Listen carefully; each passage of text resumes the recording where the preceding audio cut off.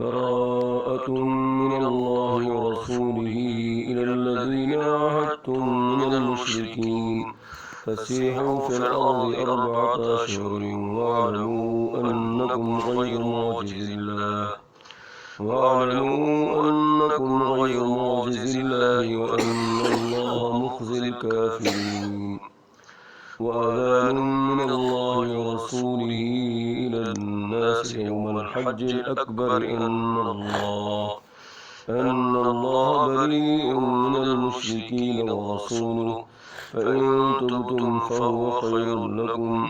وإن توليتم فاعلموا أنكم غير معجز الله وبشر الذين كفروا بعذاب أليم. إلا الذين عاهدتم من المشركين ثم لم ينقصوكم شيئا ولم يظاهروا عليكم أحدا فأتموا إليهم عهدهم إلى مدتهم إن الله يحب المتقين.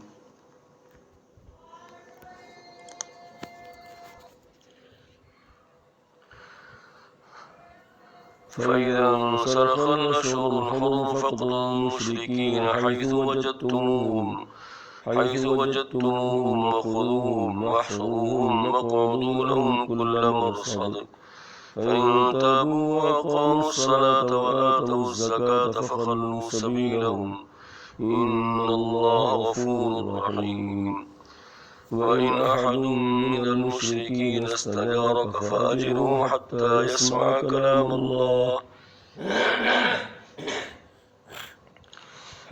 يسمع كلام الله ثم أبلغه مأمنه ذلك بأنهم قوم لا يعلمون. كيف يكون للمشركين عهد عند الله وعند رسوله إلا الذين عاهدتم عند المسجد الحرام فما استقاموا لكم فاستقيموا لهم إن الله يحب المتقين. كيف وإن يظهروا عليكم لا يرقبوا فيكم إلا ولا ذمة يرضونكم بأفواههم وتأبى قلوبهم وأكثرهم فاسقون. اشتروا بآيات الله ثمنا قليلا فصدوا عن سبيله إنهم ساء ما كانوا يعملون.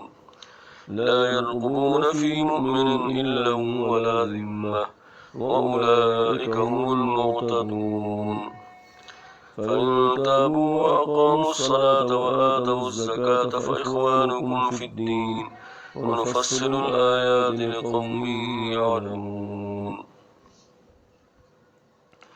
وإن نكثوا أيمانهم من بعد عهدهم وطعنوا في دينكم فقاتلوا أئمة الكفر إنهم لا أيمان لهم لعلهم ينتهون.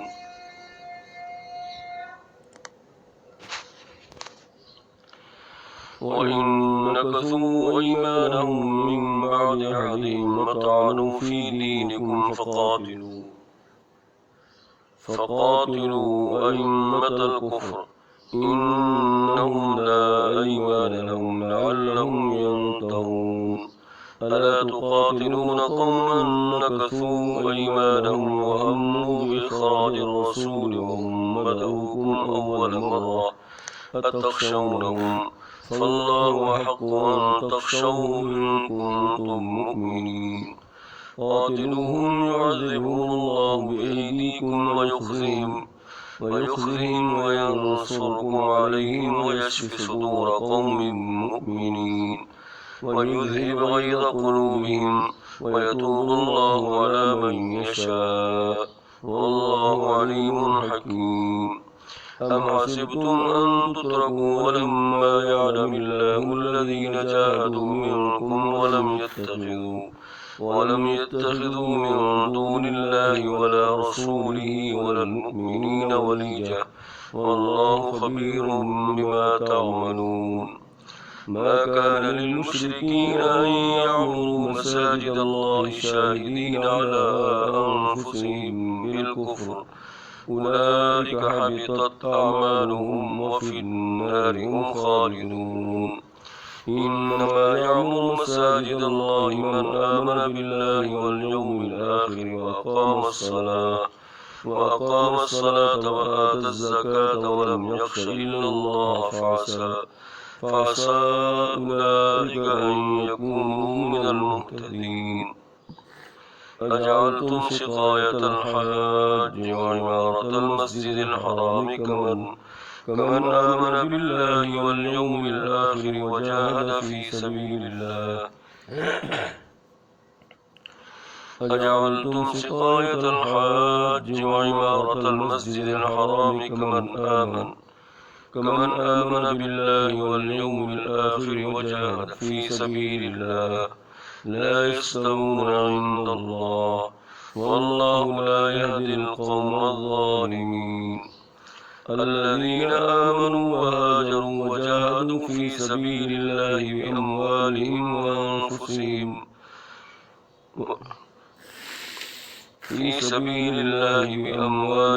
وأنفسهم أعظم درجة عند الله وأولئك هم الفائزون. يبشرهم ربهم برحمة منه ورضوان وجنات لهم فيها نعيم مقيم خالدين فيها أبدا إن الله عنده أجر عظيم.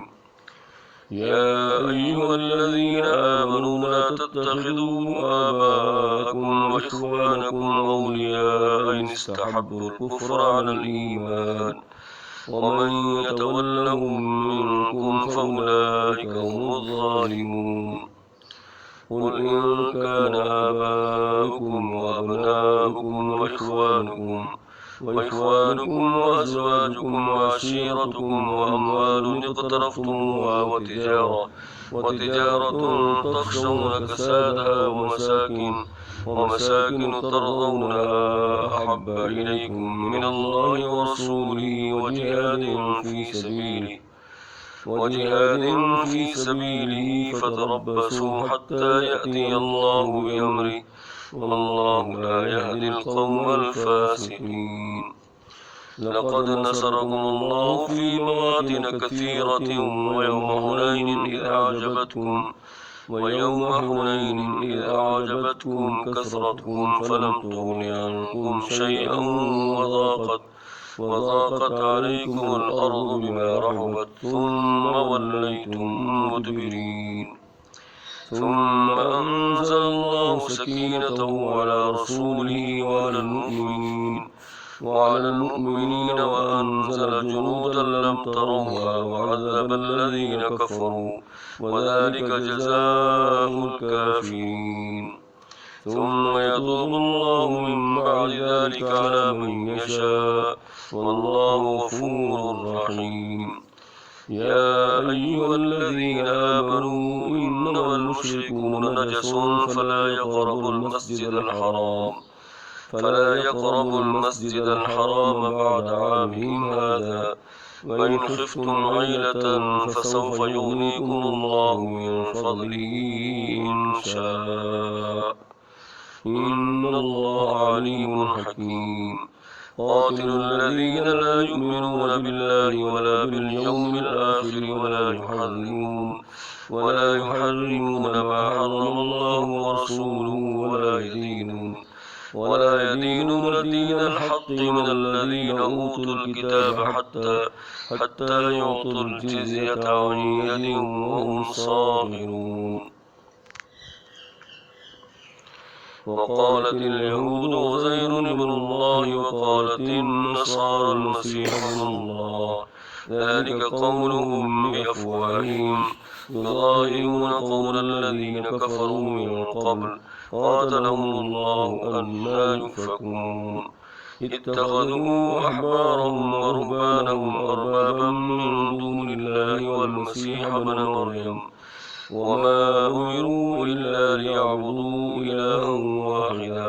لا إله إلا هو سبحانه عما يشركون. يريدون أن يطفئوا نور الله بأفواههم أفواههم ويأبى الله إلا أن يتم نوره ولو كره الكافرون.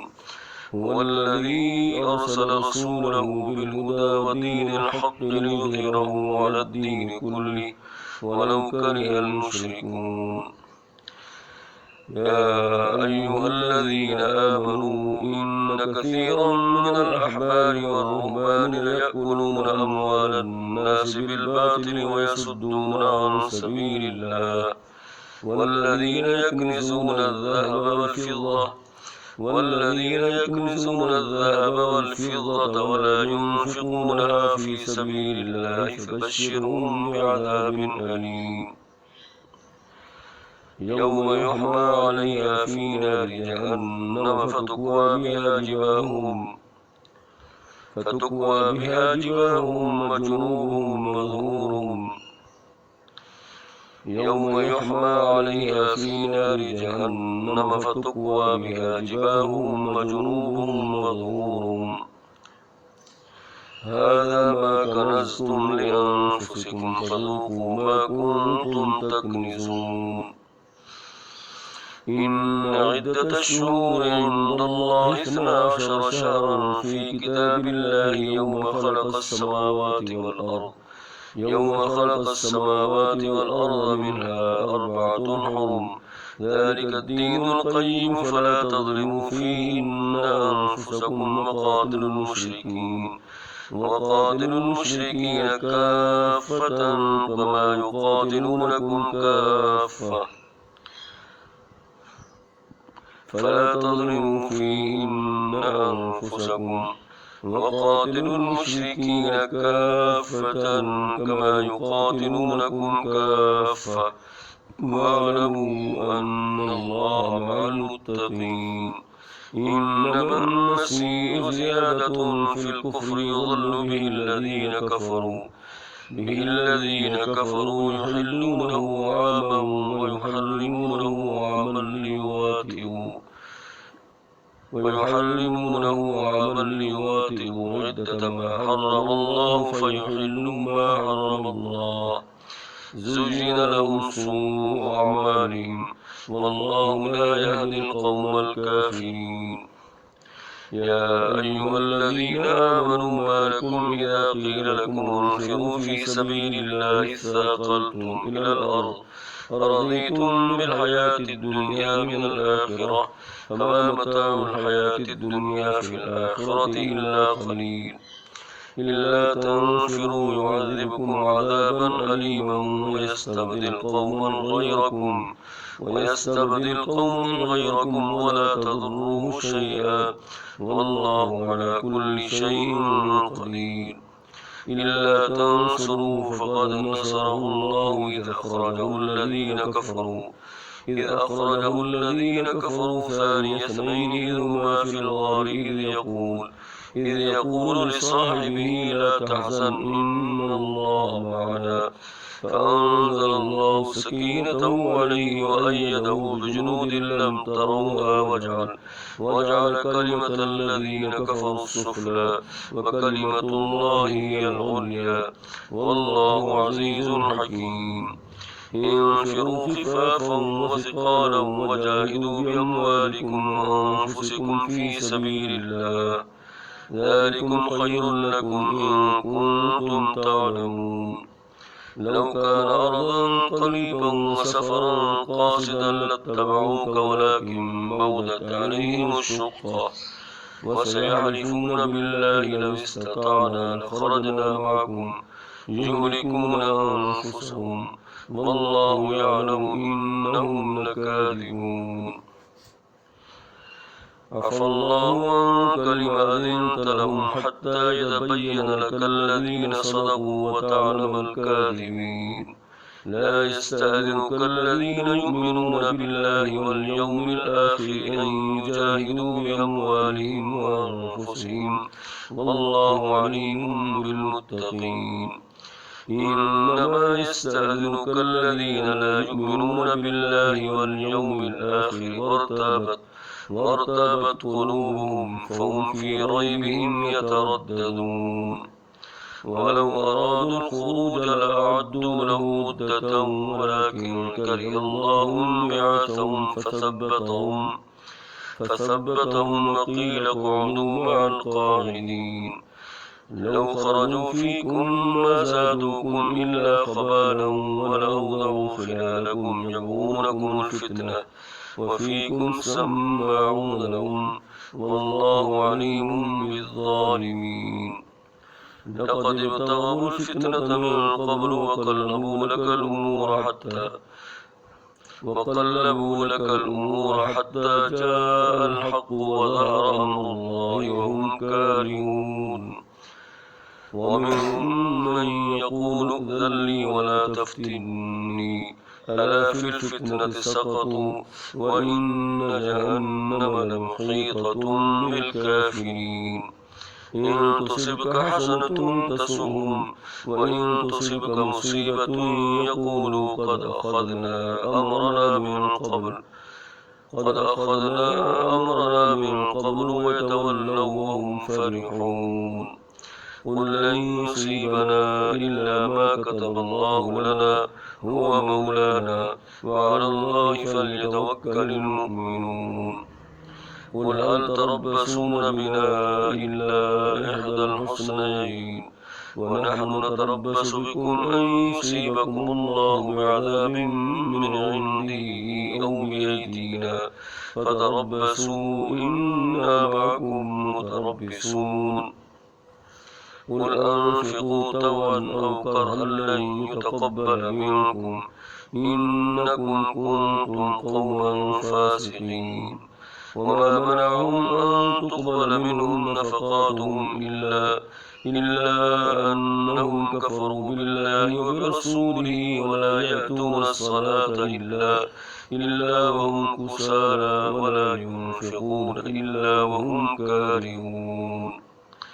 فلا تعجبك أموالهم ولا أولادهم إنما يريد الله ليعذبهم بها في الحياة الدنيا وتزهق أنفسهم وهم كافرون ويحلفون بالله إنهم لمنكم وما هم منكم ولكنهم قوم يفرقون ويحلفون بالله إنهم لمنكم وما هم منكم ولكنهم قوم يفرقون لو يجدون ملجأ أو مغارات أو مدخلا لولوا إليه وهم يجمعون لو يجدون ملجأ أو مغارات أو مدخلا لولوا إليه وهم يجمعون ومنهم من يلمزك في الصدقات فإن أعطوا منها رضوا وإن لم يعطوا منها إذا هم يسخطون ولو أنهم رضوا ما آتاهم الله ورسوله وقالوا حسبنا الله سيؤتينا الله من فضله ورسوله إنا إلى الله راغبون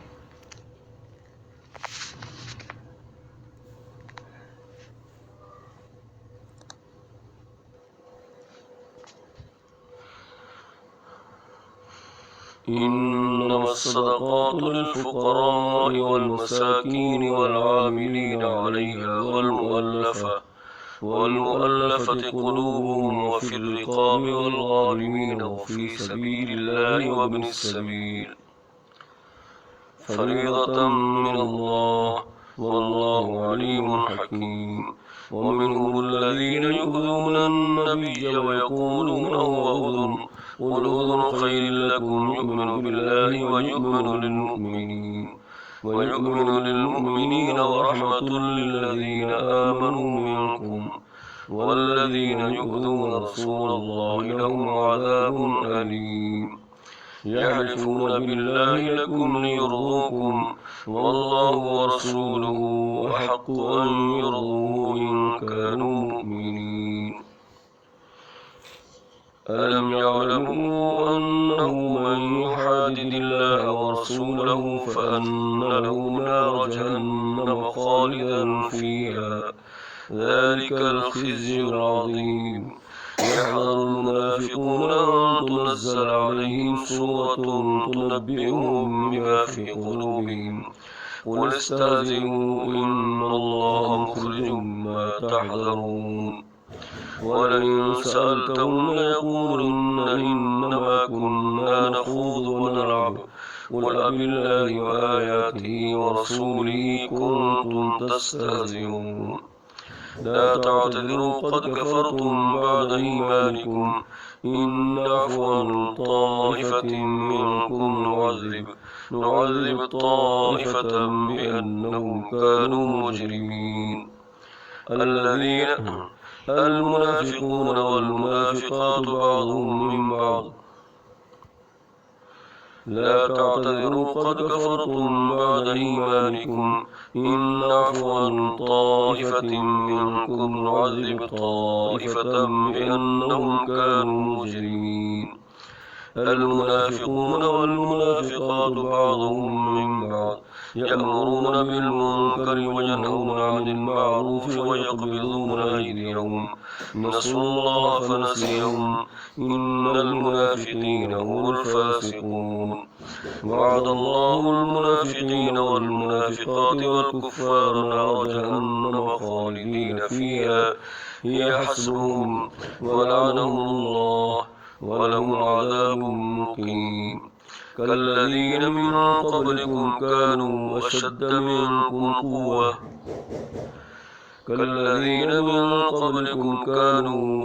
منكم قوة وأكثر أموالا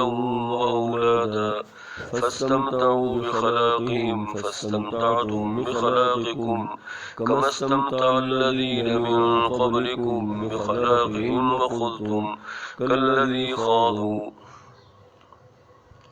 أولئك حبطت أعمالهم في الدنيا والآخرة وأولئك هم الخاسرون ألم يأتهم نبأ الذين من قبلهم قوم نوح وعاد وثمود وقوم إبراهيم وأصحاب مدين والمؤتفكات أتتهم رسلهم بالبينات فما كان الله ليظلمهم ولكن كانوا أنفسهم يظلمون والمؤمنون والمؤمنات بعضهم أولياء بعض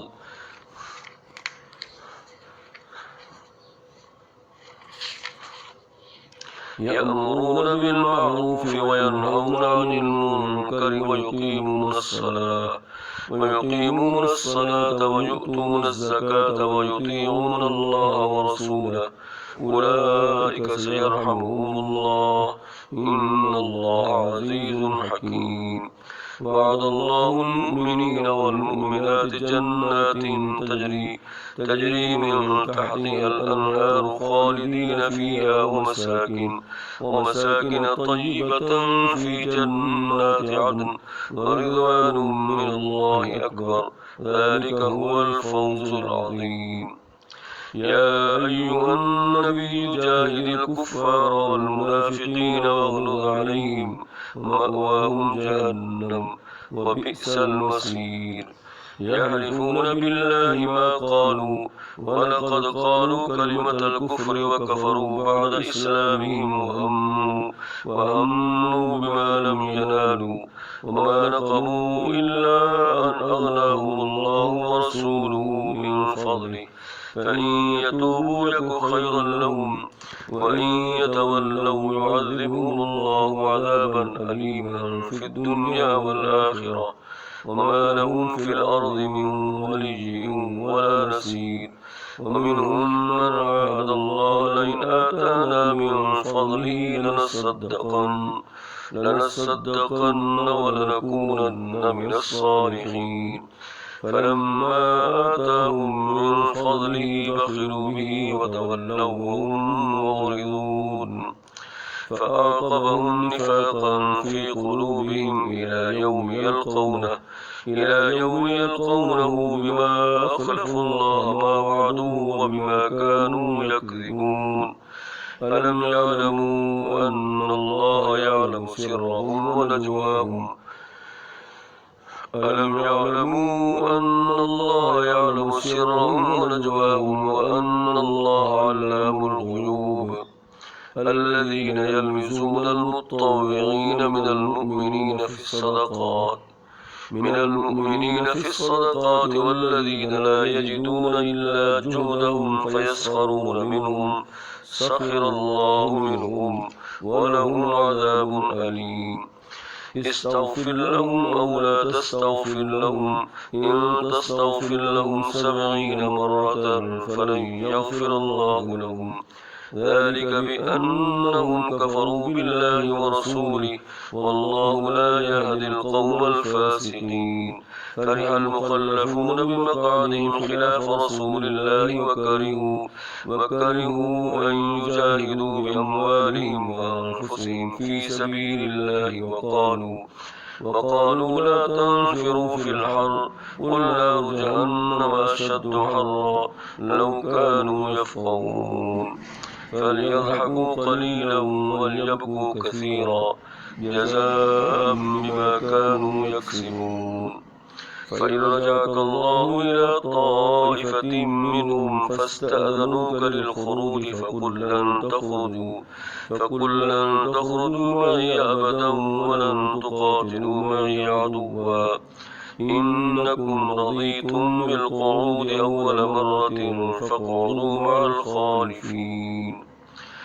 ولا تصل على أحد منهم مات أبدا ولا تقم على قبره إنهم كفروا بالله ورسوله وماتوا وهم فاسقون ولا تعجبك أموالهم وأولادهم إنما يريد الله أن يعذبهم بها في الدنيا وتزهق أنفسهم وهم كافرون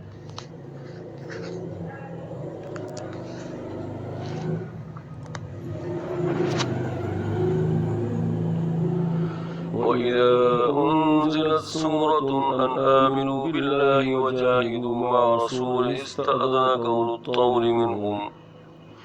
وإذا أنزلت سورة أن آمنوا بالله وجاهدوا مع رسوله استأذنك أولو الطول منهم وقالوا ذرنا نكن مع القاعدين رضوا بأن يكونوا مع الخوالف وطبع على قلوبهم فهم لا يفقهون لكن الرسول والذين آمنوا معه جاهدوا بأموالهم وأنفسهم وأولئك لهم الخيرات وأولئك هم المفلحون أعد الله لهم جنات تجري من تحتها الأنهار خالدين فيها ذلك الفوز العظيم وجاء المعذرون من الأعراب ليؤذن لهم وقعد الذين كذبوا الله ورسوله سيصيب الذين كفروا منهم عذاب أليم ليس على الضعفاء ولا على المرضى ولا على الذين لا يجدون ما ينفقون حرج إذا نصحوا لله ورسوله ما على المحسنين من سبيل والله غفور رحيم ولا على الذين إذا ما أتوك لتحملهم قلت لا أجد ما أحملكم عليه تولوا وأعينهم تفيض من الدمع حزنا ألا يجدوا ما ينفقون إنما السبيل على الذين يستأذنونك وهم أغنياء رضوا بأن يكونوا مع الخوالف وطبع الله على قلوبهم فهم لا يعلمون